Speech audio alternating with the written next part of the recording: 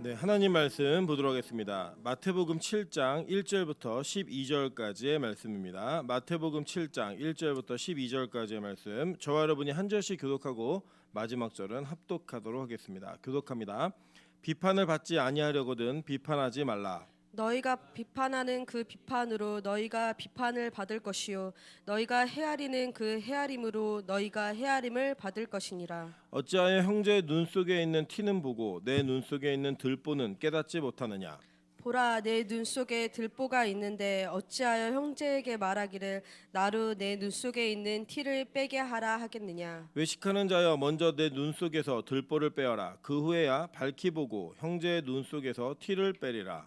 거룩한 것을 개에게 주지 말며 너희 진주를 돼지 앞에 던지지 말라. 그들이 그것을 발로 밟고 돌이켜 너희를 찢어 상하게 할까 염려하라. 구하라 그리하면 너희에게 주실 것이요 찾으라 그리하면 찾아낼 것이요 문을 두드리라 그리하면 너희에게 열릴 것이니 구하는 이마다 받을 것이요 찾는 이는 찾아낼 것이요 두드리는 이에게는 열릴 것이니라. 너희 중에 누가 아들이 떡을 달라 하는데 돌을 주며 생선을 달라 하는데 뱀을 줄 사람이 있겠느냐. 너희가 약한 자에게라도 좋은 것으로 자식에게 줄 줄 알거든 하물며 하늘에 계신 너희 아버지께서 구하는 자에게 좋은 것으로 주시지 않겠느냐. 그러므로 무엇이든지 남에게 대접을 받고자 하는 대로 너희도 남을 대접하라. 이것이 율법이요 선지자니라. 아멘. 네, 우리 주변에 있는 분들에게 이렇게 한번 인사하도록 하겠습니다. 비 오는 날 굉장히 촉촉해 보이십니다. 네, 오늘부터 1주간 장마가 계속된다고 하더라고요. 여기 비가 계속 많이 오고 있는데 우리 빛가소금교회가 비와 상관없이 예배하는 것이 가장 즐겁고 행복한 교회 되기를 소망합니다. 이 아침에 하나님께서 부르신 그 부르심을 따라 예배하시러 오신 여러분을 축복하고 오늘 말씀 가운데 하나님께서 이 담비와 같은 큰 은혜를 주실 줄 믿습니다. 네, 오늘은 마태복음 7장 1절부터 12절까지의 말씀을 가지고 돼지목의 진주라는 제목으로 하나님 말씀 증거하도록 하겠습니다. 우리가 때때로 이렇게 사람들을 보다 보면 어떤 물건이 좋기 때문에 옷이나 뭐 가방이나 이렇게 외형적으로 보이는 물건 자체가 좋기 때문에 그 사람에게 입혀놓고 걸쳐놓으면 그게 다 빛나는 것이 되지 않는 경우를 상당히 많이 보게 됩니다. 뭐 예를 들면 저는 개인적으로 이렇게 체형 자체가 이게 좀 특이한 체형입니다. 네모난 체형이고 굵직굵직한 체형이라다 보니까 아무리 이렇게 멋지고 좋은 옷을 입혀놔도 그렇게 멋있어 보이지 않는 그런 한계가 있습니다. 때때로는 우리가 이제 보통 사람들이 얘기하는 것 중에 하나가 여자들이 이런 얘기 많이 하는데 패완얼이라는 이야기 여러분 들어보신 적 있습니까? 패션의 완성은 얼굴이다라고 얘기해서 그 사람이 장착한 아이템이 중요한 게 아니라 그 사람의 얼굴이 마지막 그 모든 패션을 완성한다라고 하는 이야기도 합니다. 뭐 저 그 내용 자체에 의미를 동의하는 건 아니지만 그 이야기가 무엇을 말하고 있는지를 저는 정확히 이해하기 때문에 그것에 대한 이야기가 우리에게는 어느 정도 통용되는 이야기가 있는 것 같습니다. 오늘 이 본문에 보시면 여러분이 아주 마음에 쏙 드는 문구가 한 가지가 나옵니다. 다 아시죠? 7장 7절 8절 보시면 구하라 그리하면 너에게 주실 것이요 찾으라 그리하면 찾아낼 것이요 문을 두드리라 그리하면 너에게 열릴 것이니 구하는 이마다 받을 것이요 찾는 이마다 찾아낼 것이요 두드리는 이에게는 열릴 것이니라 라고 하는 말씀을 붙들고 대한민국의 수없이 많은 기도의 사람들이 자기의 기도 제목을 이 말씀과 연결지어서 기도하고 그 기도 가운데 내가 얻을 수 있는 것이 무엇인가 라고 하는 것들에 대한 간증과 또 부러움들을 다 가지고 있다는 거예요. 저는 제가 이 산상수훈을 쭉 강의하면서 여러분들 눈치채셨는지 않는지 모르겠지만 몇몇 구절들을 해석하지 않고 넘어간 구절들이 있습니다. 저는 오늘 그 구절들을 왜 해석 안 했는지 뭐 몰라서 해석 안 한 게 아니라 오늘 이 말씀을 좀 연결짓고 싶었기 때문에 일부러 좀 건너뛴 부분이 있습니다. 여러분 제가 오늘 읽은 제목에 어떤 구절이 있는지 아시겠지만 6절과 그리고 우리 6절을 제가 해석을 안 하고 지나갔거든요. 근데 이 6절하고 오늘 있는 본문 말씀은 이어지는 말씀입니다. 대부분 이제 성경책을 보시면 소제목으로 나눠놨잖아요. 나누는 거는 성경이 나눠져 있는 게 아니에요. 이 성경은 원래는 장절이 구분되어 있지 않았고 1500년경에 이제 인쇄업자가 신학자이자 인쇄업자가 구절을 나누었습니다. 그래서 때때로 우리가 내용 이해를 할 때 다 들어야지만 이해할 수 있는 걸 잘라놔 가지고 이해 못하는 부분들이 있어요. 근데 그런 부분들을 오늘 좀 이어서 보면 이게 뭘 의미하고 있는지 우리가 알 수 있습니다. 근데 이 아는 것이 기존에 여러분이 알고 있었던 도덕, 윤리적 관점에서의 이해하고는 전혀 다른 관심을 갖게 하고 전혀 다른 결론을 내리게 하는 그런 본문이 될 거예요. 그래서 오늘 말씀이 조금 복잡한 것 같고 어렵겠지만 여러분이 그 전에 있었던 내용이 무엇인지를 잘 기억하고 복기해 보시면 오늘에 있는 본문의 말씀의 진짜 의미를 아실 수가 있습니다. 그 내용들을 같이 살펴보면서 성경이 말하고 가르치는 것의 진짜 내용을 오늘 그 진리를 발견하는 귀하고 복된 시간 되기를 소망합니다. 자, 먼저 보시면 이런 거예요. 자, 이 이야기는요, 염려하지 말라라고 하는 것으로부터 출발했습니다. 그 염려하지 말라라는 내용이 무엇이냐? 마태복음 6장 25절부터 보시면 그러므로 내가 너희에게 이르노니 목숨을 위하여 무엇을 먹을까 무엇을 마실까 몸을 위하여 무엇을 입을까 염려하지 말라라고 얘기했습니다. 그죠? 자, 근데 이 무엇을 먹을까 마실까 입을까 이 내용은 뭐하고 관련된 죄악의 문제의 결과였죠?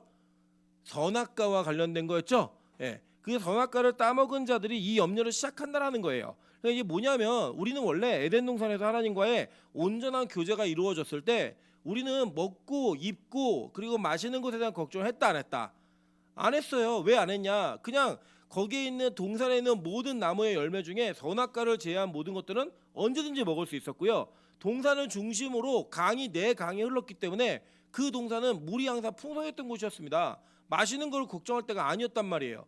그리고 여기 이 에덴 동산에 살고 있었던 아담과 하와는 벗었지만 부끄러워하지 않았어요. 그러니까 무엇을 입을까 이거를 걱정하는 사람들이 아니었다라는 거예요. 그런데 우리가 하나님과의 교제가 끊어지고 하나님과의 생명력이 끊어졌어요. 그건 무슨 얘기냐면 여러분 우리가 복 그러면 우리는 물질적인 관점으로 많이 이해하시지만 히브리어의 바라크라고 하는 복 자체는 하나님과의 관계되어진 생명력을 이야기하는 게 전제입니다. 그리고 여러분 제가 가르쳐드렸지만 제일 먼저 복받은 존재가 누구였어요? 기억 안 나세요? 제일 먼저 복받은 존재 성경에서 물고기하고 새예요. 물고기하고 새. 예, 하나님이 물고기와 새에게 복을 주셨는데 물고기하고 새 중에 부자인 새가 있어요? 부자인 물고기가 있나요? 없어요. 그 복은 하나님과의 관계성, 그 하나님과의 생명적 관계성이 이어진 자들에게 그걸 복이라고 얘기했단 말이에요. 그 복이 끊어지니까 염려가 시작된 거예요. 그거는 하나님과의 끊어짐에서 오는 공포심입니다. 그래서 이 염려하다라는 이 단어 속에 담겨져 있는 여러 가지 의미들이 있는데 그 중에 하나가 무엇이냐면 나의 몸과 나의 영혼이 분리되다예요. 그러니까 내 영혼이 분리된 것 이 자체가 뭐냐면 내가 영적으로는 하나님께 예배하고 싶고 하나님만을 기대하는데 몸은 그것으로부터 멀어져 있는 상태. 이 상태를 얘기하는 그 내용이 이 단어 속에도 의미가 좀 있습니다. 어쨌든 하나님과의 분리됨 속에 공포와 그 두려움들이 무엇을 먹을까 마실까 입을까를 염려하게 되었다는 거예요. 그러면서 성경은 뭐라고 얘기하냐면 이걸 구하는 자들은 다 이방인들과 같은 기도를 하는 자들이다 이거예요. 근데 여러분 이방인이 뭐였어요? 이방인? 유대인들에게 이방인은 구원받지 못한 자들의 아주 전형적 상징이었습니다. 그러니까 이방인들이라고 하는 것 자체로 불려지고 부르는 것은 상당히 모욕적인 일이었어요. 그래서 그렇게 이방인들의 기도는 너희들에게는 필요하지 않다라고 얘기하면서 성경에서는 뭐라고 얘기하냐면 그런즉 너희는 먼저 그의 나라와 그의 의를 구하라라고 이야기했어요. 그죠? 먼저 그의 나라와 그의 의를 구하라 얘기했고 그 의를 구하는 자들이 바로 하나님과의 생명적 관계가 이어진 자들, 즉 복받은 자들이다예요. 여러분 잘 보시면 산상수훈에서 산상수훈의 가르침이 시작될 때 제일 먼저 시작한 단어가 뭐였어요? 마카리오스였잖아요. 복 있는 자여 이거였다고요. 복 있는 자여라고 얘기하면서 복받은 자들이 어떤 자들인가 설명했습니다. 그래서 이 복에 대한 이야기를 성경은 지속적으로 얘기하고 있는데 그 염려로부터 벗어나서 그의 나라와 그의 의를 구하는 자가 복 있는 자라는 거예요. 그러면서 이야기한 게 뭐냐면 우리 지난 시간에 이제 배운 내용인데 비판받지 않으려면은 비판하지 말라라고 얘기한 게 비판 자체를 금지한 게 아니라고 제가 가르쳐드렸죠. 그럼 보세요. 비판을 받지 아니하려고는 비판하지 말라라고 얘기한 것 자체가 이미 비판하고 있는 거잖아요. 그죠? 그러니까 이 비판의 종류와 내용이 뭐였어요? 그 비판은 내가 가지고 있는 의로 남을 판단하고 정지하는 걸 하지 말라는 거예요. 그거 누가 하시는 거예요? 하나님만 하시는 거라고 얘기했잖아요. 그 얘기를 하는 겁니다. 그래서 실제로 성경에는 그 비판의 그 내용이 어떻게 그러니까 우리 인간이 비판하는 것은 어떤 내용이냐면 자기에게 의가 있다고 생각하기 때문이에요. 그래서 이 이야기 뒤에 연결된 내용이 뭐냐면 네 눈에 있는 들보를 빼기 전에 남의 티 빼려고 하지 마. 이게 있는 거예요. 실제로 이 이야기가 성경에 아주 좋은 예로 나와 있는 게 있습니다. 우리 사무엘서 12장 1절부터 8절 한번 볼게요. 여호와께서 나단을 다윗에게 보내시니 그가 다윗에게 가서 그에게 이르되 한 성읍에 두 사람이 있는데 한 사람은 부하고 한 사람은 가난하니 그 부한 사람은 양과 소가 심히 많으니라. 가난한 사람은 아무것도 없고 자기가 사서 기르는 작은 암양 새끼 한 마리뿐이라. 그 암양 새끼는 그와 그의 자식과 함께 자라며 그가 먹는 것을 먹으며 그의 잔으로 마시며 그의 품에 누움으로 그에게는 딸처럼 되었거늘. 이렇게 얘기해요. 그러니까 양을 어떻게 키웠냐면 지금의 애완견처럼 키운 거예요. 저도 이제 개를 막 싫어하지는 않지만 집에서 어떤 집들은 이제 개하고 같이 겸상을 하는 집들이 있더라고요. 그거는 좀 반대합니다. 근데 이 사람이 이 양 한 마리가 전체 자기 자산이었는데 너무 예뻐갖고 겸상도 하고 같이 먹고 막 이렇게 산 거예요. 실제로 비유예요, 비유. 그랬더니 이 내용 속에 뭐라고 했냐면 어떤 행인이 그 부자에게 오매 부자가 자기에게 온 행인을 위하여 자기 양과 소를 아껴 잡지 아니하고 가난한 사람의 양 새끼를 빼앗아다가 자기에게 온 사람을 위하여 잡았나이다 하니 이렇게 얘기를 해요. 이 얘기 무슨 얘기냐면 나단이 다윗에게 지금 네가 무슨 잘못을 하고 있는지를 알려주는 내용이잖아요. 우리 다 아는 내용이잖아요. 다윗이 이 얘기 듣고 뭐라는 줄 아세요? 부끄러움을 느끼는 게 아니에요. 뭐라고 얘기하냐면 이렇게 얘기합니다. 다윗이 그 사람으로 말미암아 노하여 나단에게 이르되 여호와의 살아계심을 두고 맹세하노니 이 일을 행한 그 사람은 마땅히 죽을 자라. 그 양 새끼를 4배나 갚아줘야 하리라 한지라 라고 얘기했어요. 그러니까 남의 얘기를 들으니까 다윗이 어떤 분노가 올라온 거예요? 이런 천하의 몹쓸 놈 이게 올라온 거예요. 그래서 뭐예요? 죽여버려야 돼. 그건 아주 하나님 살아계시면 절대로 가만두면 안 돼 라고 얘기했다고요. 그 얘기를 하자마자 나단이 뭐라 그러죠? 당신이 그 사람이라 라고 얘기해버리는 거예요. 여러분 우리는 다윗과 같이 범죄 속에 있는 사람들의 특징이 뭐냐? 자기 자신이 얼마나 죄인인지를 깨닫지 못하니까 내가 가지고 있는 죄는 작아 보이고 남이 짓고 있는 죄는 커 보이는 거예요. 그러니까 비유로 말한 이 이야기가 못 참는 이야기가 된 거예요. 여러분 그래서요 보시면 가끔 언론이나 인터넷 이런 거 보시면 어떤 잘못한 사람들에 대한 죄악의 문제를 막 낱낱이 파헤치고 그것을 막 드러내는 사람도 있습니다. 물론 저는 그것 자체가 사회적인 순기능이 제대로 돌아가지 않기 때문에 일어나는 현상이라고 보여져요. 그런데 거기에 합세해서 누군가를 죽이기 위해 끝내는 이런 모습들, 그런 모습들을 보면 정말 그 사람들이 의인일까? 정말 그렇게 지적할 만한 자격이 있을까라고 하는 이야기에 우리는 다시 한번 자신 스스로에게 궁금증과 물음표를 던져야 한다는 겁니다. 예전에 어떤 유명한 그 배우가 그 미투 사건에 휘말려서 자살을 했습니다. 처음에 죽지 않고 있었을 때는 죽으라고 사람들이 막 얘기했는데 죽고 났더니 왜 죄값을 치르지 않고 죽었냐고 혼자 이렇게 비난하는 걸 보면서 결국에 목적 자체는 비난에 있다라는 이야기가 들었어요. 생각이. 근데 여러분 기독교인들이 이런 생각을 많이 갖고 있더라는 거예요. 왜냐하면 원래 기독교는 죄를 짓지 않는 사람을 만드는 게 목표가 아닙니다. 기독교는 원래 죄를 짓는 사람들이 모여서 그 죄의 문제를 해결하는 공동체이지 죄를 짓지 않는 사람을 만드는 곳은 아니라는 거예요. 그런데 그 죄를 짓지 않는 것에 대한 목표점을 잘못 설정하다 보니까 우리는 죄 지은 사람들을 죽이고 그 사람들을 비난해야지만 내가 죄를 짓지 않는 사람이라고 하는 증명이 되는 것 같아요. 자기 마음에. 예를 들어 이런 거예요. 어떤 사실 이 나라의 구조나 시스템들을 보면 다 자기 영역에서 부정한 방법으로 무언가를 축적하고 무언가를 소유하기 위해 다 해먹고 있거든요. 힘과 권력 있는 사람들이. 근데 어느 한 사람이 드러나면 죽여버리는 거예요. 왜요? 그 사람을 죽임으로써 나는 깨끗하다라는 것을 상대적인 증명을 하고 싶은 거예요. 그게 바로 이제 비난하고 누군가를 죽이는 사람들의 모습이에요. 성경은 이런 사람들을 뭐라고 얘기하냐면 마태복음 7장 5절에 이렇게 얘기했어요. 외식하는 자여 먼저 내 눈 속에서 들보를 빼어라. 그 외에 밝히 보고 형제의 눈 속에서 티를 빼리라 라고 얘기하면서 뭐라고 했어요? 외식하는 자라고 얘기했다고요. 여러분 이 외식한다라는 게 무슨 의미인지 아시죠? 가면을 쓰다예요. 연극 배우들, 그 연극 배우들 얘기하는 게 외식이었어요. 외식은 뭐냐면 연극하는 거예요. 연극이 뭐냐면 이런 거였습니다. 여러분 예를 들면 우리가 가끔 TV나 영화를 보면 정말 연기를 잘하는 사람이 있어요. 이 사람은 원래 의사가 아닌데 의사처럼 연기를 해요. 이 사람은 원래 살인마가 아닌데 살인마처럼 연기를 해요. 그럼 우리가 그걸 뭐라고 하냐면 메소드 연기다 이래가지고 정말 연기 잘하네 이렇게 얘기합니다. 근데 그 연기하는 사람의 그 모습을 보면서 야 실제 의사 같아, 실제 살인마 같아, 실제 형사 같아라고 얘기하지만 그 사람의 실제 직업은 뭐예요? 배우예요. 그걸 뭐라고 하냐? 외식이라고 얘기하는 거예요. 그러니까 자기 자신이 그렇지 않음에도 불구하고 그 자기 자신의 의의를 자랑하기 위해 누군가를 죽이고 내가 연극하는 행위, 외식, 그걸 바로 외식이라고 얘기하는 거예요. 그럼 뭐 어떤 사람들이 외식하나 볼까요? 누가복음 18장 9절부터 14절이에요. 다 같이 읽어보겠습니다. 시작. 또 자기를 의롭다고 믿고 다른 사람을 멸시하는 자들에게 이 비유로 말씀하시되 두 사람이 기도하러 성전에 올라가니 하나는 바리새인이요 하나는 세리라. 바리새인은 서서 따로 기도하여 이르되 하나님이여 나는 다른 사람들 곧 토색, 불의, 간음을 하는 자들과 같지 아니하고 이 세리와도 같지 아니함을 감사하나이다.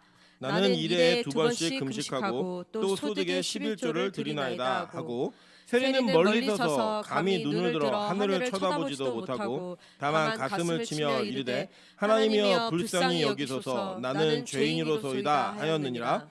내가 너희에게 이르노니 이에 저 바리새인이 아니고 이 사람이 의롭다 하심을 받고 그의 집으로 내려갔느니라. 무릇 자기를 높이는 자는 낮아지고 자기를 낮추는 자는 높아지리라 하시니라 라고 얘기했어요. 자 여기 보면 이제 이게 이거예요. 야 나는 주일 안 빠져. 나 11조하고 나 교회 집사고 장로고 나 전도사고 목사야. 나 방언기도해. 나 모태신앙이야. 이렇게 얘기하고 자랑한 사람들 그 자랑에는 뭐가 있다는 거예요? 하나님 나는 저 사람과 같지 않아요. 나는 죄인들과 다른 이 차원 높은 삶이 있습니다. 라고 고백하는 내용이에요. 그죠? 그런데 성경은 이걸 뭐라고 연결지었냐면 예수님 마지막 결론이 뭐냐면 바리새인이 아니고 이 사람 세리가 뭘 입었대요? 뭘 입었대요? 의롭다 하심을 그죠? 의롭다 하심을 받았다는 거예요. 의롭다 하심을 입었다고 성경이 얘기하는 거예요. 그러니까 이 내용은 뭐와 관련이냐? 자기의 의인지 하나님의 의인지를 얘기하는 것과 관련이 있는데 이게 뭐랑 관련이냐면 외식하는 자들의 모습 그 속에 의인이 아닌데 의인처럼 사는 사람들이 뭐하는 사람들이라는 거예요? 외식하는 사람들이라는 거예요. 죄인의 모습은 뭐였어요? 감히 하나님을 하늘을 쳐다보지도 못하고 하나님 불쌍히 여겨주세요. 나는 죄인입니다. 자기 실체를 고백하며 하나님께 감히 내 죄를 고백하며 내가 하나님 앞에 떳떳이 고개를 들 수 없는 자입니다. 라고 하는 목이 곧은 백성이 아니라 목이 유연한 백성이었어요. 그런데 그 장면 속에서 예수님의 비유의 결론이 뭐냐면 누가 의로운 자인지 알아? 세리가 의로운 자야 라고 얘기하는 거예요. 여러분 이건 좀 충격적이지 않습니까? 그러니까 대부분 한국교회와 우리가 그동안 추구했던 예수 믿으면 이렇게 살아야 돼, 내가 예수 믿으면 목표점이 이거야 라고 달려왔던 모든 것들을 내 자랑에 내 교만으로 연결지으면 그게 다 뭐라는 거예요? 바리새인이 하고 있는 외식이라는 거예요. 외식.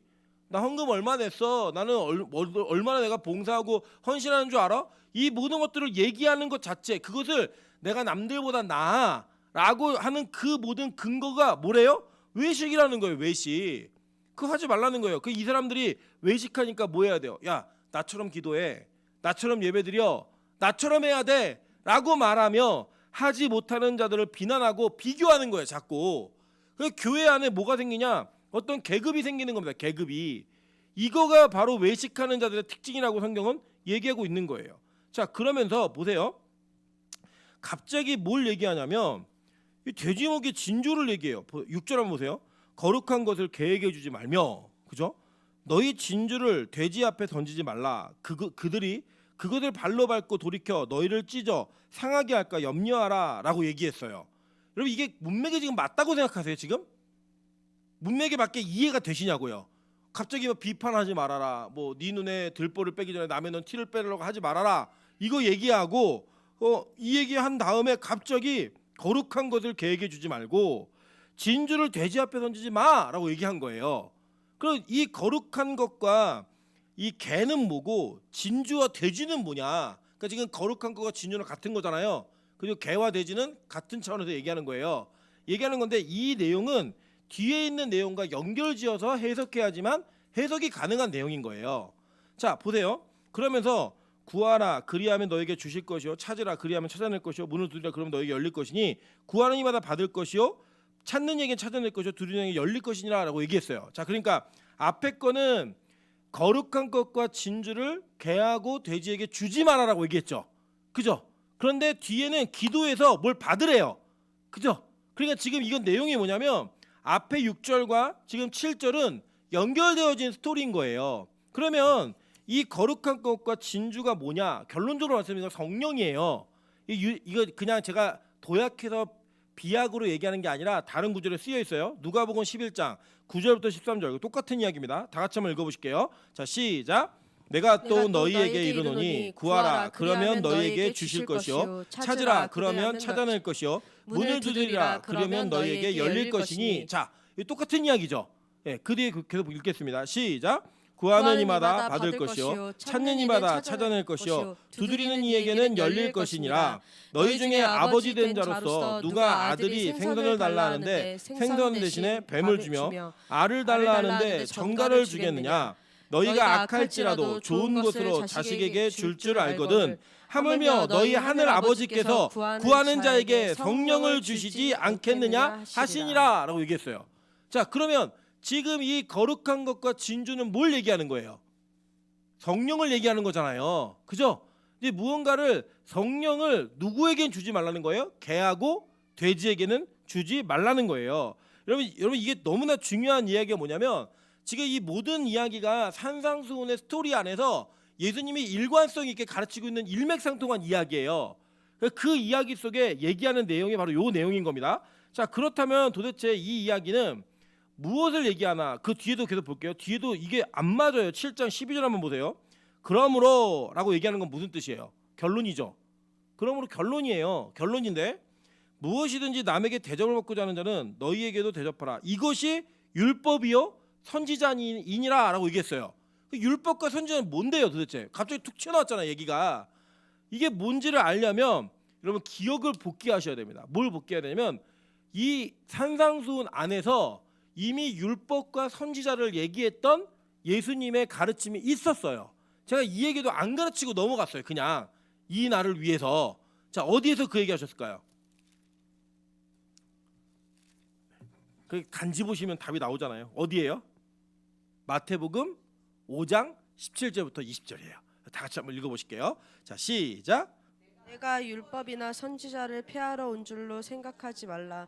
폐하러 온 것이 아니로 완전하게 하려 함이라. 진실로 너희에게 이르노니 천지가 없어지기 전에는 율법의 1.1획도 결코 없어지지 아니하고 다 이루리라. 그러므로 누구든지 이 계명 중에 지극히 작은 것 하나라도 버리고 또 그같이 사람을 가르치는 자는 천국에서 지극히 작다 일컬음을 받을 것이요 누구든지 이를 행하며 가르치는 자는 천국에서 크다 일컬음을 받으리라. 내가 너희에게 이르노니 너희 의가 서기관과 바리새인보다 더 낫지 못하면 결코 천국에 들어가지 못하리라 라고 얘기했어요. 자, 여기 보면 내가 율법이나 선지자를 폐하러 오지 않았다. 나는 오히려 이것을 완성하러 왔다라고 얘기했죠. 그래서 예수님께서 그 얘기하셨고 실제로 그 뒤에를 보면 너희의 의가 서기관과 바리새인들보다 크지 않으면 너희 절대 천국 못 간다. 이렇게 얘기했단 말이에요. 그러니까 이게 헷갈리는 거예요. 그러면 지금도 우리가 율법을 지키면서 가르쳐야 되나? 행함이 있는 자 없는 사람은 가르칠 수 없나? 여러 가지 고민들이 되는 거죠. 요 이야기만 딱 뜨면. 근데 보세요. 자, 율법이나 선지자를 폐하러 오지 않았고 내가 완성하러 왔어. 이렇게 얘기하셨단 말이에요. 근데 예수님이 오늘 7장 12절에 뭐라고 얘기했어요? 이게 율법이고 이게 선지자이니라. 이게 얘기하셨다고요. 그러니까 이게 율법이고 이게 선지자다. 나는 선지자와 율법이나 선지자를 폐하러 온 게 아니라 완성하러 왔는데 이게 율법과 선지자라는 거예요. 그래서 지금 한 이 모든 내용은 그 모든 내용 속에서 완성되어지는 율법, 완성되어지는 내용이 선지자에 대한 내용이 완성되어지는 내용이 여기 있다는 거죠. 그거예요. 그러니까 의에 관한 이야기라고요. 의에 관한 이야기. 자, 보세요. 그러면서 이 의를 뭐라고 표현했냐면 자, 가르치면서 보세요. 자, 천지가 없어지기 전에는 율법 1.1도 결코 없어지지 아니하고 다 이루리라. 누구든지 이 계명 중에 지극히 작은 거 하나라도 버리고 그같이 사람을 가르치는 자는 천국에서 지극히 작다 일컬음을 받을 것이다 얘기했고, 누군지 이를 행하며 가르치는 자는 천국에서 크다 일컬음을 받으리라라고 얘기했단 말이에요. 작은 자와 큰 자를 얘기했다고요. 실제로 근데 예수님은 이 땅에 사시면서 작은 자와 큰 자에 대한 이야기를 하셨는데, 자, 그 내용 한번 살펴볼게요. 누가복음 7장 27절부터 30절입니다. 다 같이 읽어볼게요. 시작. 기록된 바 보라, 내가 내 사자를 내 앞에 보내노니 그가 내 앞에서 내 길을 준비하리라 한 것이 이 사람에 대한 말씀이라. 내가 너희에게 말하노니 여자가 낳은 자 중에 요한보다 큰 자가 없도다. 그러나 하나님의 나라에서는 극히 작은 자라도 그보다 크니라 하시고, 모든 백성과 세리들은 이미 요한의 세례를 받은지라. 이 말씀을 듣고 하나님을 의롭다 하되 바리새인과 율법 교사들은 그의 세례를 받지 아니하므로 그들 자신이 위한 하나님의 뜻을 저버리느니라라고 얘기했어요. 자, 요한이 큰 사람이래요. 즉 이 땅에서는 세례 요한보다 큰 사람이 없다는 거예요. 여자 뱃속에 나온 사람들 중에. 그런데 천국에 가면 세례 요한보다 작은 사람이 있다 없다? 없다는 거죠. 여기 보세요. 자, 여자가 낳은 자 중에 요한보다 큰 자가 없다라고 얘기했어요. 이 땅에서는. 그런데 하나님 나라에서는 극히 작은 자라도 그보다 크다라는 거예요. 그러니까 하나님 나라에 들어가는 의가 있는 자들은 이 땅에서 정말 의롭게 살았던 세례 요한보다 더 큰 자라는 거예요. 그죠? 그러니까 예를 들어 우리가 천국 가잖아요. 천국에 가면 우리는 누구보다 큰 의를 갖는 거예요? 이 땅의 세례 요한보다 큰 의를 갖는다는 거예요. 그죠? 그러니까 지금 이 의는 무언가 연결성을 갖고 쭉 가르침이 된 이야기인 거예요. 그런데 성경은 우리에게 이것을 일관성 있게 얘기하는데, 자, 다시 한번 기억해 보세요. 예수님의 산상수훈은 산에서 가르치신 가르침이었죠. 근데 이거는 뭘 모티브로 하고 있는 거였어요? 출애굽한 이후에 시내산에서 율법을 가르친 것을 그대로 모형하고 있는 거였죠. 그죠? 그러니까 지금 시내산에서는 뭐가 선포되었어요? 십계명을 필두로 한 율법이 선포되었다고요. 그 율법이 선포되고 시내산에서 그 율법이 선포되는데 지켰어요, 못 지켰어요? 못 지킨다는 건 역사를 통해 확인이 되었어요, 이미. 그리고 우리는 우리의 실제를 통해 확인해요. 이 율법을 못 지키고 사는 사람이라는 걸. 그런데 예수님이 신약의 산에서 구약의 산에 선포한 율법을 완성하겠다는 거예요. 율법과 선지자들이 말한 걸 내가 완성해 줄게 라고 얘기한 겁니다. 자, 그러면 이 완성은 어떻게 하는 건가? 성경이 이걸 우리에게 가르치고 있어요. 로마서 3장 19절부터 22절 한번 보겠습니다. 자, 제가 읽어드릴게요. 우리가 알거니와 무릇 율법이 말하는 바는 율법 아래에 있는 자들에게 말하는 것이니 이는 모든 입을 막고 온 세상으로 하나님의 심판 아래에 있게 하려 함이라. 그러므로 율법의 행위로 그의 앞에 의롭다 하심을 얻을 육체가 없나니 율법으로는 죄를 깨달음이니라. 이제는 율법 외에 하나님의 한 의가 나타났으니 율법과 선지자들에게 증거를 받은 것이라 라고 얘기해요. 바울도 똑같이 이해한 거예요. 예수님의 가르침을 이해하고 말하는 거예요. 지금 여기 또 누가 나왔어요? 뭐가 나와요? 율법과 선지자들. 그죠? 이게 나오잖아요. 그러니까 예수님이 이 땅에 오신 목적이 뭐냐면 율법과 선지자들을 완성하기 위해 오셨다는 거예요. 그죠? 그런데 바울도 역시 뭐라고 얘기냐면 한 의가 나타났는데 이거는 율법과 다른 의야 라고 얘기하는 겁니다. 그러니까 여러분, 인간이 의롭게 될 수 있는 길은 두 가지가 있어요. 한 가지 길은 뭐냐? 율법을 100% 완벽하게 지켜내는 거예요. 자, 근데 이 의의 길은 못 가는 길이다 아니면 안 가는 길이다? 못 가는 길이에요. 이 길은 절대 갈 수 없는 길이에요. 이게 증명된 거예요. 이 길을 온전하게 간 딱 한 사람이 누구예요? 예수님이에요. 인간으로서 이 길을 완벽하게 가셨다고요. 그 완벽하게 가신 예수님이 그 의를 우리에게 전가시켜 주는 거예요. 그래서 우리가 의인이 되는 거라고요. 그래서 여러분이 이 땅에서 11조하고 1회 2번씩 금식하고 열심히 전도하고 여러분이 말씀에 맞추는 삶을 산다고 노력한 모든 것들은 의가 될 수 있다 없다? 없다라는 거예요. 그래서 여러분, 손양원 목사님이 가졌던 의나 여러분 살인마였던 김대도가 가졌던 의나 뭐 김대도 여러분 모르시는 분 많이 계시죠? 김대도가 우리나라 최초의 연쇄살인마예요. 이 사람이 9차례를 걸쳐서 17명, 18명의 사람을 죽였어요. 이 죽인 사람이요. 마지막에 이 감옥에서 완벽하게 기독교로 개종을 하고 1심, 2심의 사형을 받은 이후에 기독교의 그 예수 그리스도의 믿음을 받아들인 이후에요. 상고를 포기하고 그냥 사형당했어요. 그래서 이 사람이 천국 갔다라고 얘기하면요. 다 학을 띨 거예요. 범죄가 어느 정도 범죄였냐면 250원 뺏으려고 가족 일가족을 다 죽였어요. 11살짜리 여자애를 나무에 묶어놓고 성폭행했어요. 그랬던 인간이 감옥에 가서 예수를 만난 거예요. 그 예수를 만나고 자기의 모든 삶을 회개하고 온전한 그리스도인이 되어 형장의 이슬로 사라졌다고요. 여러분 이런 사람이 천국 간다고 얘기하면 여러분 이게 이해가 되세요 안 되세요? 받아들이기 쉬워요 안 쉬워요? 안 쉽잖아요. 근데 잘 생각해 보세요. 여러분이 신앙생활을 잘하면서 가진 의나 그 살인마가 감옥에서 만난 예수로 인해 가진 의는 같은 의예요 다른 의예요? 같은 의라고요. 그죠? 그 의로만 구원받는 거예요. 어차피 율법을 하나 어기면 다 어기는 건데 우리 구원 못 받아요. 율법을 지키는 행위로는. 그래서 이 말씀은 너네 이거 다 지켜? 이거 안 지키면 천국 못 가? 이 얘기가 아니에요. 이건 뭐냐면 이거를 완전히 지키신 그 예수를 붙드는 것만으로 천국 간다라는 이야기를 우리에게 정확하게 얘기해 주는 거예요. 여러분 율법이 선포될 때 이스라엘 백성들이 뭐라고 얘기했어요? 시내산에서 율법이 선포될 때 다 지킬 거야 안 지킬 거야 그럴 때 뭐라고 얘기했어요? 이 사람들이 지킨다고 얘기했죠. 그리고 산에서 내려오기 전에 그들은 금송아지를 만들었습니다. 그게 이스라엘 백성이고 그게 우리라고요. 여러분 말씀 들을 때마다 깨달음이 있다고 여러분 느끼시죠? 그러면서 오늘 말씀 들었으니까 내가 한 주를 이렇게 살아야지, 내가 오늘 이렇게 살아야지 고백하고 나가는 순간 우리 다 잊어버려요. 그리고 또 죄를 진다고요. 그 말씀이 내 삶에서 일하기도 전에 우리는 이미 죄의 자리에 가 있는 게 우리의 모습인 거예요. 여러분 그게 바로 저와 여러분의 모습이고 이게 역사상 모든 예수를 믿었던 자들의 모습이었습니다. 우리만의 특별한 모습이 아니라고요. 여러분 가끔 그런 생각 들지 않으세요? 내가 예수 믿는 사람 맞나?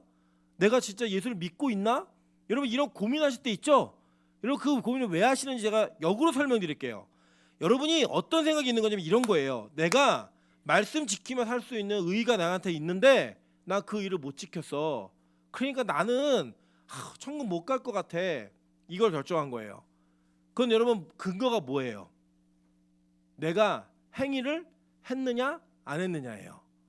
그러면 거꾸로 여러분 예를 들어 일주일 동안만 정말로 열심히 노력해서 일주일 동안 죄를 안 짓고 살았어요. 그 여러분 어떤 느낌이 드는 줄 아세요? 이번 주일은 어떤 설교 들어도 자신 있어. 나는 일주일 동안 너무 잘 살았으니까 나 천국 갈 수 있어. 이 생각이 든다 안 든다? 드는 거예요. 거꾸로 뒤집어 얘기하면 어떤 걸 못 지켰으니까 못 간다고 생각을 하면 거꾸로 뒤집으면 그걸 지키면 간다는 생각이 있는 거예요 없는 거예요? 있는 거라고요. 그걸 뭐라고 얘기해요? 외식이라고 얘기한다고요. 그거를 자기의 의라고 얘기하는 거예요. 오늘 성경은 완벽히 선언해버려요. 어차피 너희들이 그런 식의 의를 지켜서는 천국 못 가.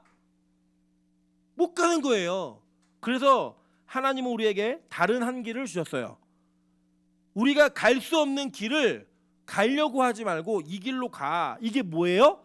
예수의 의가 우리에게 전가되어지는 거예요. 근데 이게 놀라운 사실은 이게 율법 안에 담겨져 있다는 얘기예요. 이게 선지자들의 메시지 속에 들어있다는 얘기예요. 오늘 그걸 얘기해 주는 거예요. 자 보세요. 이제는 율법에 하나님의 한 의가 나타났으니 율법과 선지자들에게 증거를 받은 것이라 곧 예수 그리스도를 믿음으로 말미암아 모든 믿는 자에게 미치는 하나님의 의인이 차별이 없느니라 얘기하는 거예요. 그러니까 아까 제가 얘기해드렸죠. 살인마가 예수 믿고 죽은 그 의나 평생 예배드리며 산 사람의 의나 똑같다 안 똑같다? 똑같대요. 차별이 없대요. 그리고 이 의를 가진 자는 천국에 가는데 그 천국에 가서 제일 작은 자라도 이 땅에서 가장 의롭게 살았던 세례요한보다 큰 자라는 거예요. 이해되시죠? 그러니까 예수님이 선지자들이 외쳤던 그 율법 자체가 증명했던 그 의를 완성하시는 거는 우리가 산상수훈을 지켜서 완성하는 거예요? 예수를 믿어서 완성하는 거예요? 예수를 믿어서 완성하는 거라는 거예요. 그걸 얘기해 주고 있는 거예요 지금. 그래서 그 믿는 믿음은 뭐로 오는 거예요? 어떻게 해야 와요? 그 믿음이 성령께서 내 안에 오셔서 마음을 여시고 그 예수를 영접하게 하셔야지만 믿음이 들어오는 거잖아요. 그래서 그걸 구하라는 거예요. 이해되세요? 오늘 구하라는 것이 뭐냐면 여러분 잘 보세요. 오늘 여러분 읽으신 본문이 여러분이 원하는 걸 구하라는 게 아니에요 지금. 자 다시 한번 읽어드릴게요. 자 보겠습니다. 다시 한번 우리 간주를 보시면 자 누가복음 11장 9절부터 14절 다시 한번 읽어드릴게요.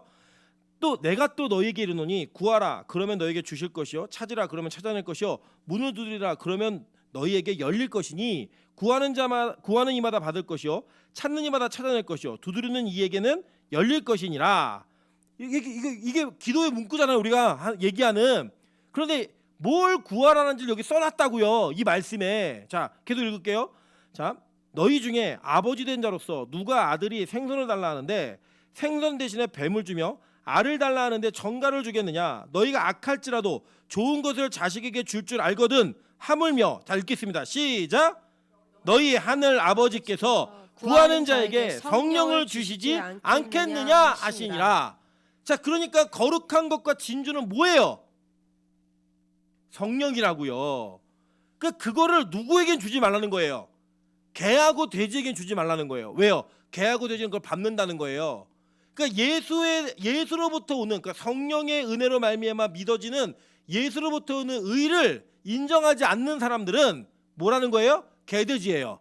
개돼지는 그걸 밟아요. 귀한지 모르니까 그걸 밟아버린다고요. 그게 좋은 줄 몰라요. 그래서 그거를 그냥 굴리는 거예요. 여러분 그래서 자기 의를 자랑하고 싶은 분들은요 이런 설교를 들으면 자존심 상해요. 예를 들어서 우리 안에 있는 어떤 예수를 잘 믿는 분에게 당신이 가진 의와 살인마 김대두의 의는 같은 의입니다 라고 얘기하잖아요. 미치겠는 거예요. 열받는 거예요. 왜? 내가 어떻게 살았는데 그 인간이랑 나 똑같은 인간이래. 이게 여러분 분노가 막 올라오는 거예요. 그게 누구였어요? 바리새인들이었다고요. 그게 누구였어요? 예수님의 십자가에 못 박았던 대제사장들과 바리새인들의 분노가 그거였다고요. 예수님이 오셔가지고 예수님이 이 땅에서 하신 일이 뭐예요? 세리하고 창기들하고 노셨어요. 그냥 논 것만이 아니에요. 그들이 죄악 가운데서 그들을 건지셨다고요. 그래서 뭐라고 얘기냐면 너희들보다 저들이 의인이야 라고 얘기하니까 창기보다 내가 못한 자라고? 이게 미치겠는 거예요. 세리보다 내 의가 작아? 쟤는 천국 가는데 나는 못 가? 돌아버리겠는 거예요. 여러분 그런 억울하지 않으세요? 예를 들면 이럴 수 있잖아요. 여러분 평생 어려서부터 이 교회에서 봉사, 헌신, 충성 다 하면서 헌금 내고 열심히 매일 예배드리고 봉사하고 최선을 다했는데 어느 날 죽기 직전에 평생 주님 안 믿고 방탕하고 자기 마음대로 정말 쓰레기 같은 인생을 살다가 교회를 와서 말년에 예수 믿고 죽은 분과 동일한 곳에 간다고 생각해 보세요. 그게 안 받아들여지고 열받고 나도 저렇게 믿을 걸 이런 생각이 드는 건 뭐냐? 자기의 의가 평가절하되는 걸 못 견디는 거예요. 그게 뭐예요? 외식하는 자들, 바리새인들이라고요. 성경은 오늘 너희들의 의가 무엇으로 완성되는지를 얘기해 주는 거예요. 그러니까 뭐 하는 거예요? 우리가 할 수 없는 일을 계속 얘기하는 거예요. 비판하지 말라? 우리가 어떻게 비판을 안 해요? 여러분 벌써 우리는 누가 머리만 바꾸고 와도 어울린다, 안 어울린다 비판 시작이잖아요. 그죠? 옷을 입고 와도 너 어울려, 안 어울려? 뭐 결혼을 해도 뭐 신랑이 아까우니 신부가 아까우니 우리 다 비판하며 살아요. 평가하고 뭐 말씀이 좋으니 싫으니 뭐 성경 말씀에 뭐 이런 게 뭐 옳으니 그르니 우리 그런 걸 다 비판하며 산다고요. 이미 그거를 안 하는 게 우리의 가지고 있는 능력과 우리 가지고 있는 행위로는 가능하다 불가능하다? 불가능해요. 불가능한 거예요. 그래서 우리에게 뭐가 필요하냐? 우리에게는 밟는 진주가 아니라 목에 건 진주가 필요한 거예요. 그게 있어야 사는 거라고요. 여러분 이 땅에서는요. 저 같은 사람에게 아주 좋은 옷을 입혀놓으면 옷이 태가 안 나요. 저희 보면은 찬수는 그래도 이렇게 몸매가 좀 예뻐가지고 옷을 입혀놓으면 태가 나는데 찬이는 태가 안 나요. 자기는 아무리 좋은 옷을 입혀도 그게 막 그렇게 예뻐 보이질 않아요. 옷은 얼굴만 예뻐요. 그냥 옷, 저한테는 옷은 이게 태가 안 나요. 그런데 여러분 이거예요. 저 여러분이 돼지잖아요. 개잖아요. 왜 그 개고 돼지인지 제가 증명해 드릴게요. 성경은 이걸 얘기했다고요. 뭐라고 얘기냐면 우리가 하나님의 베드로후서 2장 21절과 22절 한번 볼게요. 자, 14번이에요. 베드로후서 2장 21절 22절. 의의 도를 안 후에 받은 거룩한 명령을 저버리는 것보다 알지 못하는 것이 도리어 그들에게 나으니라. 참된 속담에 이르기를 개가 그 토하였던 곳에 돌아가고 돼지가 씻었다가 더러운 구덩이에 도로 누웠다는 말이 그들에게 응하였도다라고 얘기해요. 그 성경은 개와 돼지를 부정한 짐승으로 계속 다루어요. 심지어는 여러분 보세요. 레위기 11장 7절과 8절 볼게요. 11번입니다. 돼지는 굽이 갈라져 쪽발이로 돼 새김질을 못함으로 너에게 부정하니 너희는 이러한 고기를 먹지 말고 그 주검을 만지지 말라. 이것들은 너희에게 부정하니라 라고 얘기했어요. 근데 여러분 삼겹살도 드시고 족발도 먹고 다 먹잖아요. 근데 그걸 부정하다고 얘기하는 게 아니에요. 구약의 율법에 이 먹는 것에 대한 부정함은 기준이 없어요. 그냥 하나님이 이거 먹어, 이건 먹지 마, 그거 지키면 정한 자, 지키지 않으면 부정한 자였다고요. 근데 그 돼지를 부정함의 상징으로 놓았어요. 자, 계속 볼게요. 이사야 65장 1절부터 5절에 보시면 왜 바리새인 같은 저와 여러분을 남을 비판하고 내 눈에 들보는 보지 못하고 남의 눈에 티를 빼고자 하는 자들을 왜 돼지라고 얘기하는지를 볼게요. 자, 보세요. 너는 나를 구하지 아니하던 자에게 물음을 받았으며 나를 찾지 아니하던 자에게 찾아냄이 되었으며 내 이름을 부르지 아니하는 나라에 내가 여기 있노라 하였노라. 내가 종일 손을 펴서 자기 생각을 따라 옳지 않은 길을 걸어가는 패역한 백성을 불렀나니 곧 동산에서 제사하며 벽돌 위에서 분향하여 내 앞에서 항상 내 노를 일으키는 백성이라. 그들이 무덤 사이에 앉으며 은밀한 처소에서 밤을 지내며 돼지고기를 먹으며 가증한 것들의 국을 그릇에 담으면서 사람에게 이르기를 너는 내 자리에 서 있고 내게 가까이 하지 말라. 나는 너보다 거룩함이니라 하나니 이런 자들은 내 코에 연기요 종일 타는 불이로다라고 얘기했어요. 자, 이게 무슨 내용인지 이해되시죠? 자, 이게 유대인들의 표현에 우리는 열받으면 뚜껑 열리네 이러잖아요. 근데 이 이스라엘 사람들은요, 와 코에서 연기 나네 이렇게 얘기해요. 문화적 표현이에요. 이게 열받는다는 거예요. 근데 이 사람은 어떤 사람들이냐면 자기 생각을 따라 옳지 않은 길을 걸어가는 자들이에요. 누구예요? 선악과 따먹은 백성들이죠. 이 백성들이 어디에 있냐면 동산에서 제사를 한대요. 제사를 하는데 어디에다 제사를 하냐? 산돌이 아니라 벽돌 위에서 제사를 해요. 인위적으로 만든 내 힘의 노력으로 이룬 그곳에서 제사하는 거예요. 그러면서 내 앞에서 노를 일으키는데 그들이 앉은 곳이 어디예요? 무덤에서. 그죠? 은밀한 처소에서 밤을 지내고 죽음과 가까이 있는 자들이에요. 이 사람들이 뭘 먹어요? 돼지고기를 먹으면서 가증한 것들의 국을 근근에 담으면서 사람에게 이르기를 뭐라고 했냐면 나는 거룩해. 너는 거룩하지 않으니까 가까이 오지 마 라고 얘기했어요. 이거 누가 한 짓이에요? 바리새인들이 한 짓이에요. 그리고 또 누가 한 짓이에요? 우리가 한 짓이에요. 나 너랑 달라. 나는 내 의가 있어. 야, 나 모태신앙이야. 나 목사야. 나 장로야. 나 권사야. 내가 이 교회 몇 년을 있었는데 이게 우리 안에 있다고요. 그 자들을 그냥 얘기해 주는 거예요. 그러면 너 가까이 오지 마. 감히 어디? 이거 얘기하는 겁니다. 그게 누구래요?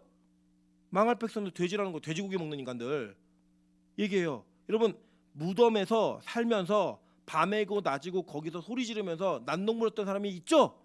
그 사람이 안에 뭐가 있었어요? 군대마귀가 있었다고요.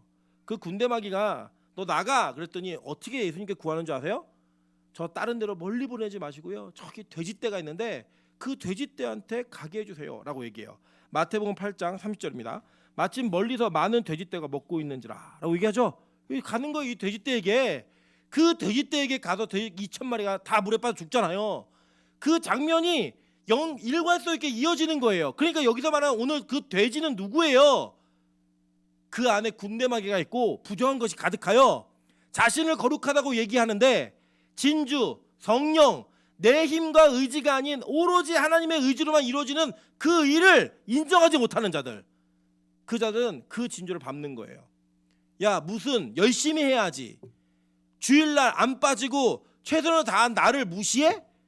내가 이 교회 봉사를 얼마나 하고 얼마나 섬겼는데 나를 인정하지 않아? 내가 목사인데, 내가 장로 권사인데 나한테 대들어?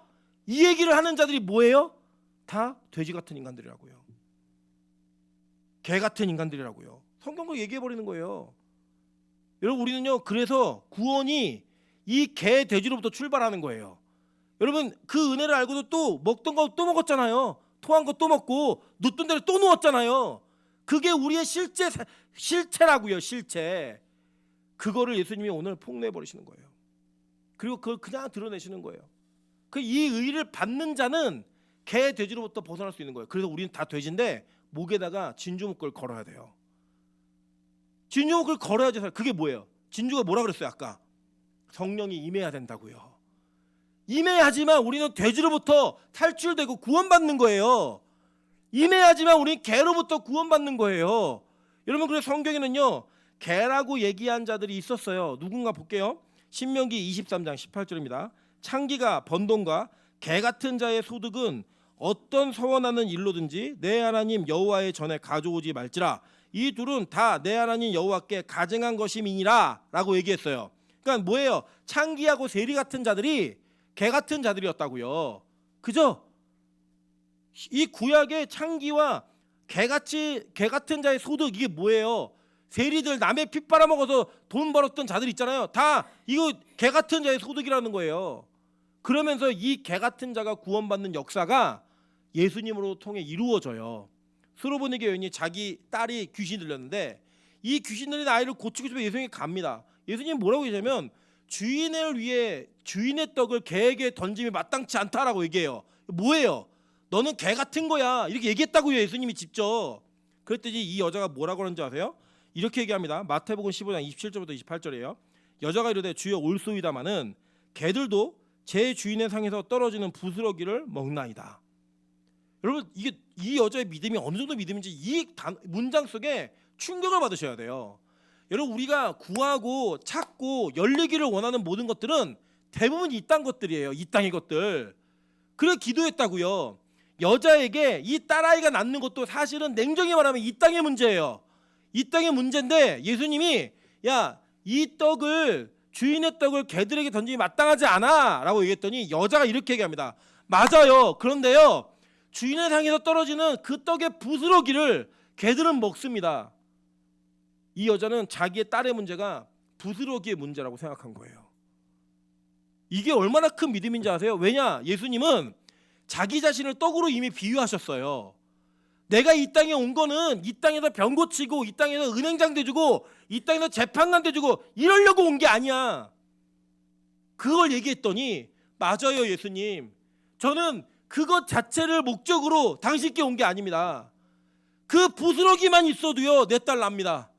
저는 이게 부스러기의 문제인 걸 압니다 라고 얘기했다고요. 속된 말로 이방인들이 구하는 것들에 대한 염려가 아니라 그는 먼저 그의 나라와 그의 의가 뭔지를 알았던 거예요. 제가 그거 아는데요, 예수님 지금 제 딸은요 그 부스러기가 있으면 살아요. 살려주세요. 이거예요. 그랬더니요 예수님이 이렇게 얘기하셨어요. 이에 예수께서 대답하여 이르시되 여자여 내 믿음이 크도다. 내 소원대로 되리라 하시니 그때로부터 그의 딸이 나으니라. 이방 여인이 예수님의 떡이 뭔지를 알고 그 부스러기가 뭔지를 안 거예요. 그런데 우리는 교회 안에 있으면서 신앙생활 열심히 한다고 얘기하면서 예수님 이렇게 열심히 했으면 좋은 직장 주셔야죠. 이렇게 최선을 다했으면 시험 붙게 해줘야죠. 이렇게 주님 앞에 헌신했으면 우리 가정에 아무 문제가 없어야죠. 이게 뭔 사건입니까? 우리는 그 떡을 개에게 던지고 있어요. 그 진주와 그 귀한 것을 돼지에게 던지고 있다고요. 아니 우리가 개고 돼지여서 그 진주가 성령이 우리에게 와도 그게 급한 게 아니에요. 우리는 하나님 지금 그게 급한 게 아니고요. 저에게 돈을 주는 게 제일 급한 거고요. 저에게 직장을 주는 게 제일 급한 거고요. 저에게 배우자를 주는 게 제일 급한 거예요. 우리 가정 편안한 게 제일 급한 거예요. 그런다니까요. 그러니까 우리가 예수를 믿지 않는 자신에게 그 복이 오길 바라고, 예수 믿지 않는 부모에게 그 은혜가 임하기 원하고, 예수 믿지 않는 자녀들에게 그 은혜가 임하기 원해서 세상 것을 구하고 있어요. 무엇을 먹을까, 무엇을 마실까, 무엇을 입을까의 염려를 하고 있다고요. 예수님 오늘 그 말씀을요 우리에게 얘기하시는 거예요. 야 너희들 이거 너희들 절대 못하거든. 그래서 너희들은 반드시 이 진주와 거룩한 걸 받아야지만 돼. 근데 그걸 받으려니까 기도해. 기도 하나님 반드시 주셔. 그래서 너 돼지인데 그 목에 진주 목걸이를 걸어야지만 구원이 임해. 너 개인데 거룩한 것을 먹어야지만 그 개로부터 건진받는 자가 돼. 이걸 얘기하는 거예요. 그러면서 그러니까 이 이야기의 결론이 뭐예요? 12절. 그러므로 무엇이든지 남에게 대접을 받고자 하는 대로 너희도 남을 대접하라. 이것이 율법이요 선지자이니라. 완성인 거예요. 이게. 그러니까 이 이야기는 무슨 이야기냐면 예수님이 어떻게 했어요? 우리를 위해서 십자가에 달려 돌아가셨잖아요. 그게 예수님이 우리가 하신 대접이에요. 그리고 예수님의 대접이 뭐냐면 야 너희들 아무 조건 없어. 니들이 하는 행위가 의가 아니야. 나를 믿는 게 의야. 그렇게 우리를 대접하셨다고요. 아멘? 무슨 얘기인지 이해되시죠? 그래서 우리가 그거를 믿는 것이 우리가 예수님을 대접하는 거예요. 그리고 누군가를 볼 때 나도 그렇게 구원받은 존재니까 너도 그렇게 구원받는 거야 라고 얘기하는 그거라고요. 이게 윤리적 차원의 불문율이 아니에요. 여러분 이거 얼마나 치사한 문제인지 아세요? 잘 보세요. 제가 이렇게 하는 거예요. 누군가에게 선의를 베푸는데 내가 미나영 조사한테 10만 원을 빌려주면 남도 나에게 10만 원을 빌려줬으면 좋겠다라는 마음으로 대접을 한다? 이게 그리스도의 마음이냐고요. 이게 교인들이 이런 치사한 걸 따지면서 그걸 하는 게 선행이고 그게 진짜 대접이냐고요. 아니에요. 예수님이 말씀하신 대접은 뭐냐면 내가 율법 완성하러 왔는데 이렇게 완성한 거야. 그 너희도 그렇게 완성되는 자야. 그냥 너희 다른 사람들도 그렇게 완성되는 걸 인정해. 이거라고요. 그래서 우리는 못 받을 사람이 없는 거예요. 우리는 인정 못할 사람이 없는 거예요. 우리 모두는 다 우리가 예수의 의로만 구원받았다는 걸 고백하는 그리스도인이에요. 여러분의 의는 있다 없다? 없어요. 여러분 매일 예배 드리는 게 여러분의 자랑이십니까? 당장 버리세요. 그거는요 은혜예요. 구원받았기 때문에 아무 조건과 대가 없이 그 구원의 은혜를 따라 하는 거예요. 안 하다가 그 예배를 하면 여러분 뿌듯하세요? 여러분 그게 여러분의 의예요. 외식이라고요. 그걸 버리세요. 오히려 내가 못하고 있는 것들을 예수께서 대신 이루어줘서 내가 나에게 주셨으니 내가 그 의로 예수의 의로 지금 나의 삶이 바뀌는 것 자체를 기뻐하고 감격하고 감사하는 거예요. 누군가 막 인생의 끄트머리에서 구원받는 자가 되었을 때 여러분 그거 보면서 억울하지 않으세요? 야, 세상에 놀 거 다 놀고 할 거 다 하고 쓰고 싶은 거 다 쓰고 그러고 말년에 교회 와서 예수 믿네. 여러분 그게 아니고요. 내가 그렇게 구원받은 존재라고요. 개돼지였는데 거룩한 것 진주를 받아 구원받은 존재가 된 거예요. 그에게도 그게 임한 거예요. 그리고 그걸 인정하는 게 산상수훈의 결론이에요. 산상수훈이 얘기하는 거예요. 그리고 이거를 뭐라고 얘기하냐? 좁은 문 좁은 길이라고 얘기하는 거예요. 이게 인정하기 너무 어려운 거예요. 인간은요 자기의 공로와 의를 인정해주면 거기에 목 쓴 겁니다. 제가 예전에 이거 지금 생각하면 옳은 게 아니에요. 근데 그때는 이게 너무 기뻤어요. 뭐냐면 특별 새벽 기도를 하고요 21일 완주를 하면 동판에 이름을 새겨서 교회에 붙여줬어요. 그래서 1회, 2회, 3회, 4회 다 걸렸어요. 교회 거기에 이름이 들어가느냐 들어가지 않느냐 이게 자기의 자랑이었던 거예요. 내가 이 교회를 기도로 세웠구나. 의예요. 자기의 의. 그걸 자극했어요. 내 이름이 남아야 돼요. 내 이름이 기록돼야 돼요. 그게 너무 뿌듯했어요. 근데 그렇게 목회하는 건 잘못된 거예요.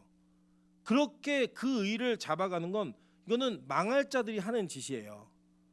여러분 저는요 우리 교회가 바리새적 교회가 되지 않기를 소망합니다.